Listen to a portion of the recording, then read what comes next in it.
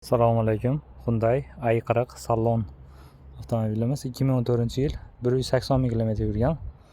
Yoqilg'i benzin, 2 объемli benzin. Mashinamiz balon holatlari normal holatda ekan. Kumho, yumshoq balon. Salon holatlari, koja salon. Sidinlar isitadi, orqa sidinlari ikkita etapda isitadi. Panorama tom.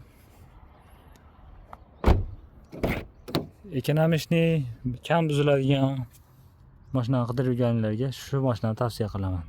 Sidina pamyatlari ham bor, elektronnik sidina. Hop, mashinamizni cruise kontrollarigacha bor. Start stop monitori bor. Oldi sidinalar, abduh avariyalar bor. Stenki parkingigacha bor ekan.